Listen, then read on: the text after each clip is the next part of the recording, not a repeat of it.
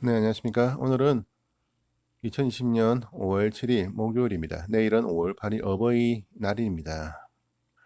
내일 어버이날을 맞이해서 조금은 지난 세대 여성들이 살아왔던 힘들고 어려웠던 삶에 대해서, 그리고 우리가 잊고 있었고 또 잊고자 했던 한 세대의 고통에 대해서 우리 어머님, 우리 할머님들의 삶에 대해서 한번 생각해 보고자 이 영상을 만들어 봅니다.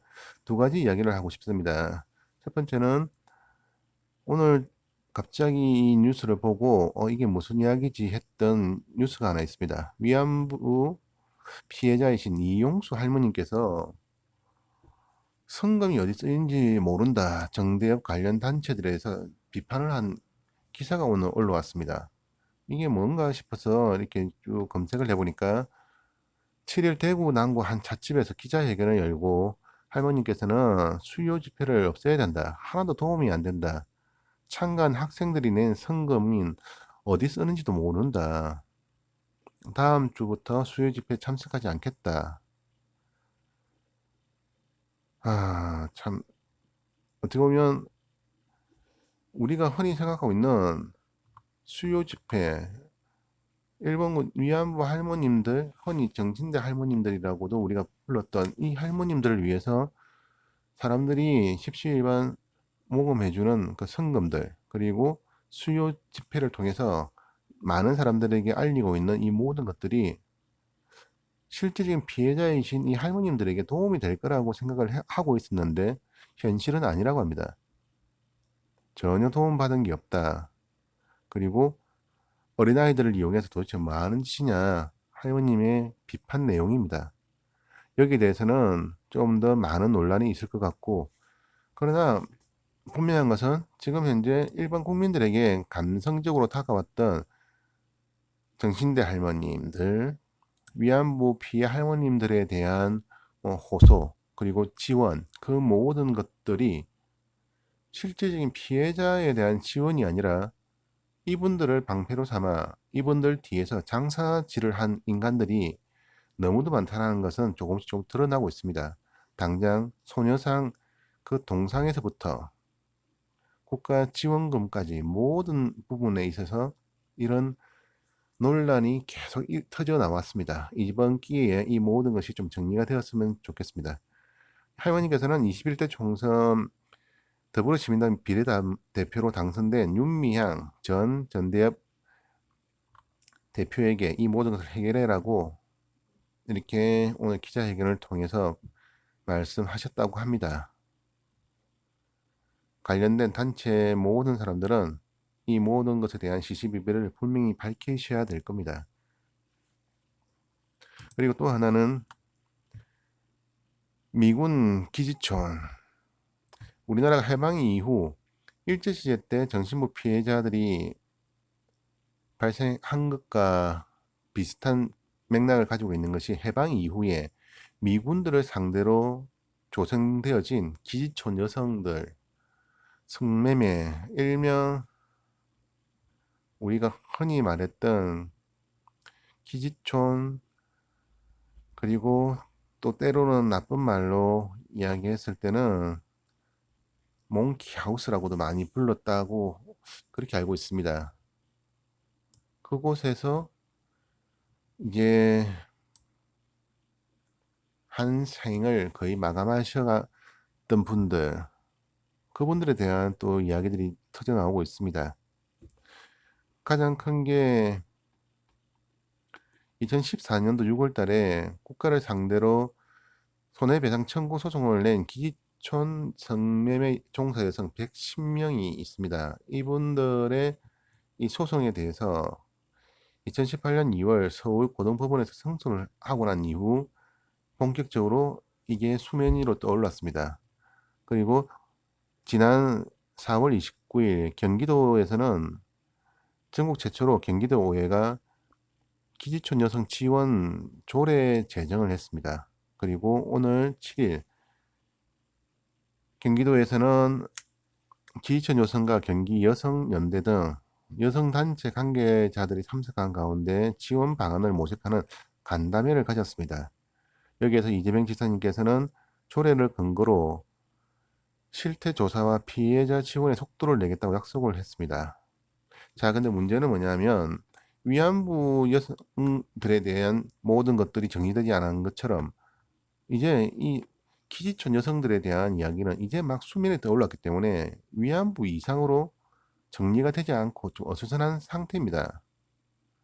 이분들의 주장은 국가에서 우리를 이렇게 만들었다는 것이고 일반 사람들 인식에는 조금 다른 인식들이 너무도 많습니다. 당장 저부터가 어릴 때 봐왔던 영화 속의 풍경들, 기지촌 하면 떠오르는 이미지들이 있습니다.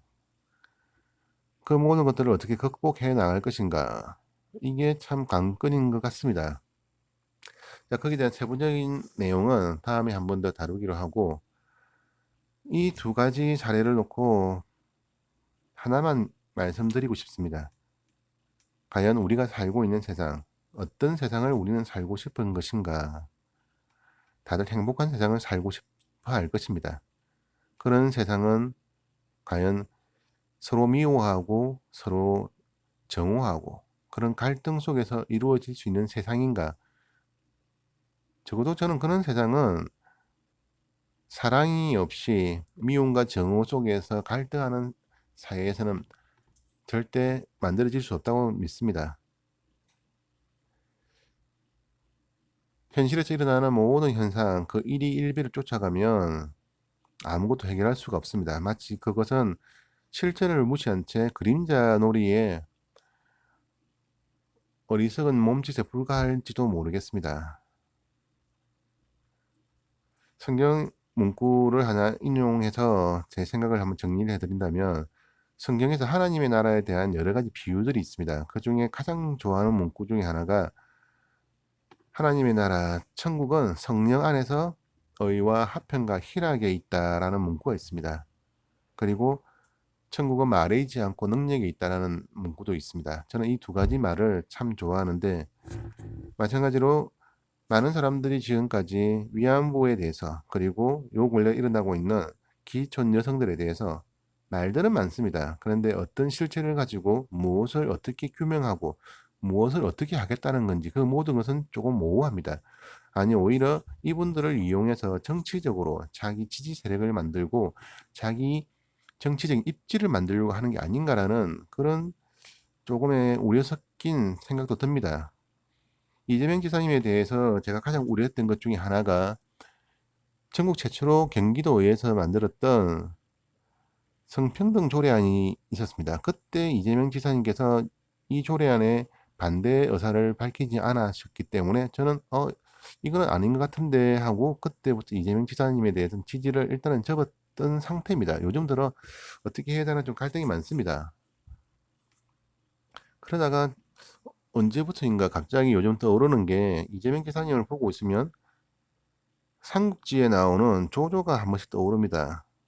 이게 무슨 뚱딴지 같은 소리냐 하신지 모르겠지만 조조에 대해서 사람들이 여러 가지 평가를 하는데 저는 삼국지에서는 조조만한 인물이 없다고 생각합니다. 삼국지에서는 조조 그리고 제갈량 이 두 사람이 어떻게 보면 가장 큰 핵심적인 역할을 하는 사람이라고 저는 생각합니다. 조조의 행적 중에 가장 눈에 띄는 것 중에 하나가 그 당시 일어났던 황건적을 토벌하고 이 황건족의 일부를 회유해서 청주병이라는 조조 자친을 친위대 역할을 하는 그런 부대를 만든 게 있습니다. 이 청주병을 통해서 조조가 많은 일들을 벌입니다. 그리고 이 청주병 속에는 여군으로 구성된 그런 부대도 있었다고 합니다. 자, 지금 대한민국이 하고 있는 행적들 문득문득 페미니즘과 여성에 대한 인권 지원을 약속하면서 표를 구걸하고 있는 정치인들을 보고 있으면 마치 조조가 청주병 속의 여군들을 통해서 황건적 잔당을 지휘하고 자기 편으로 이끌었던 그런 기록들이 문득문득 한 번씩 떠오릅니다. 그리고 한 번씩은 조금 섬찟할 때도 있습니다. 이게 무슨 말이냐 하면 예전에 제가 운동을 하고 하면 축구 경기에 항상 사람들이 하는 말들 중에 하나가 지금 나이 들어서 이해되는 말이 하나 있습니다. 축구할 때는 공을 보지 말고 사람을 봐라. 공만 보면 공 못 잡는다. 공 뺏긴다. 이게 나이가 들어서는 돈을 쫓지 말고 하고 싶은 일을 해라. 돈만 쫓아가면 돈 못 번다라는 말로서 어느 순간 머릿속에 이해가 되었는데 이제 조금 더 나이가 들고 나니까 표를 구하지 말고 정의를 행해라. 그러면 사람들이 따른다라는 정치인들의 행동 지침처럼 무엇인가 하나가 또 떠오르고 있습니다. 수많은 사람들이 여성표를 상대로 지금 장사를 하려고 하는 사람도 있고 또 진심으로 여성들의 인권을 생각해서 거기에 대한 지원을 하려고 하는 사람도 있는 것 같습니다. 이재명 지사님은 그런 후자에 속하는 분이라고 믿고 싶은데 지금은 조금 더 지켜보고자 합니다. 어떻게 보면 이게 참 위험한 행동인데 여성들을 자기 지지 세력으로 삼는다.